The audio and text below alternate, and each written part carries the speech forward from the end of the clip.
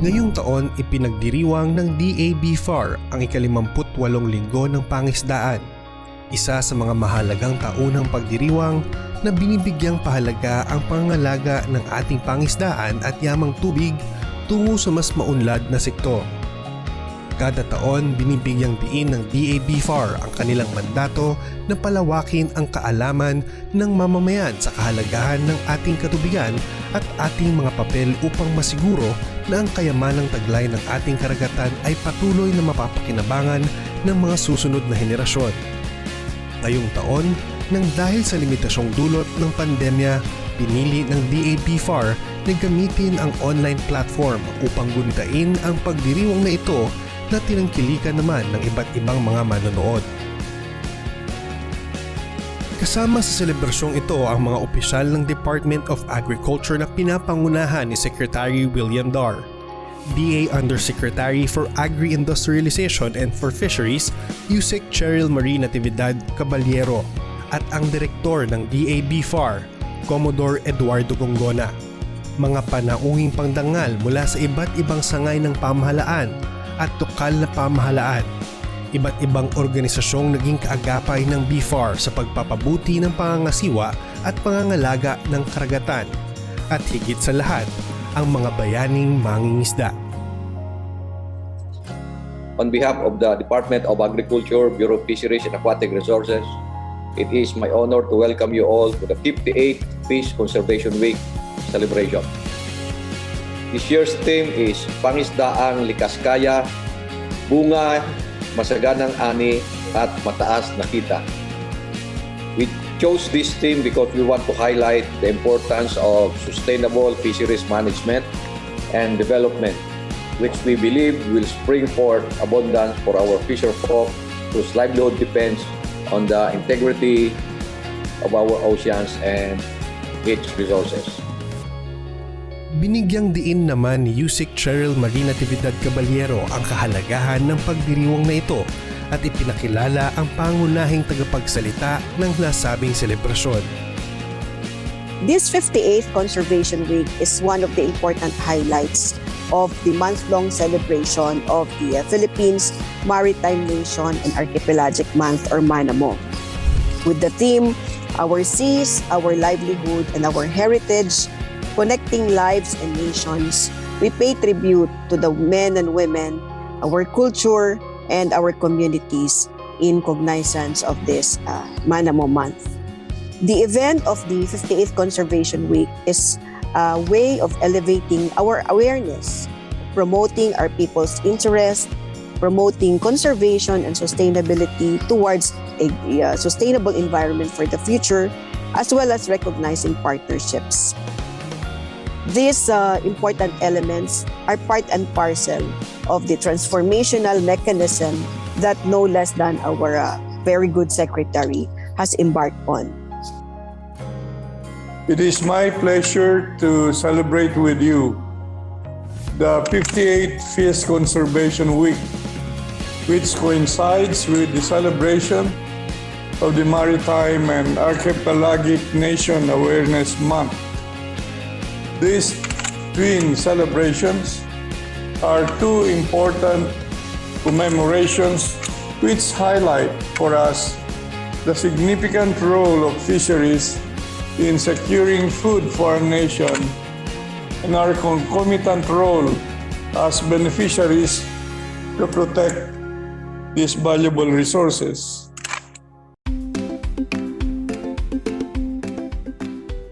Inilatag naman ng kalihim ang mga iba't ibang estratehiya at programang inilunsad upang masiguro ang patuloy na pag-unlad ng pangisdaan habang nasisiguro ang sustenableng paggamit ng ating likas yaman. Pangisdaang likas kaya, bungay masaganang ani at mataas na kita underlines the importance of sustainable fisheries management and development in bringing about abundance for our fisherfolk whose livelihood depends on the integrity of our oceans and its resources. It is recognition of the balancing act required to bring about real prosperity, that is, by harnessing the full potential of our fisheries resources without sacrificing their sustainability and capability to provide for generations to come. This balancing act has been the very pillar of our programs in the Department of Agriculture, which is why we continue to implement science-based and participatory conservation and management measures that ensure sustainable use of our resources, such as closed fishing seasons, fisheries management areas, and the Malinis at Masaganang Karagatan program, among others. Aligned with the strategies of the 1DA reform agenda to effect transformation in the agri-fishery sector, closed fishing seasons have proven to be successful as the fishing grounds maintaining the annual closed season for many years continue to show significant improvements. The sardine-rich Zamboanga Peninsula is one good example where we have seen steady growth in production since 2011. More recently, we also established fisheries management areas, a new governance scheme for sustainable fisheries management. We did away from the parochial style of managing our resources based only on political delineations and applied a more holistic, science-based, participatory, and ecosystems-based approach to fisheries management to find the balance between ecological and human well-being. Another important measure we have implemented for the past 5 years is the Malinis at Masaganang Karagatan, or the annual search for the country's most outstanding coastal communities. The MMK program is the government's SOAP approach in promoting the protection and conservation of the country's coastal and marine resources by incentivizing coastal communities to implement exemplary coastal resource management initiatives. Every year, participating coastal communities are evaluated based on the following criteria: no illegal fishing, observance of off-fishing season, declaration of marine protected areas, clean coastal waters without any garbage or industrial effluents flowing to the sea, and an effective mangrove protection and rehabilitation program. Ipinakilala din ng kalihim ang 5 grand finalist na lumahok sa taunang malinis at masaganang karagatan, mga komunidad na masasabing ehemplo at inspirasyon sa kung paano dapat pangalagaan ang ating mga katubigan. MMK 2020, we have narrowed down the search to 5 exceptional coastal communities, namely Prieto Diaz, Sorsogon, Libertad of Antique, Pinunangan of Southern Leyte, Mahinog in Camiguin, and Del Carmen of Surigao del Norte. I wholeheartedly congratulate these finalists for emerging as the top 5 municipalities with the most effective coastal and fishery resource management in the Philippines. I'm sure your initiatives will benefit not only your localities but will inspire other coastal communities to follow suit and implement their own programs and projects for fisheries conservation.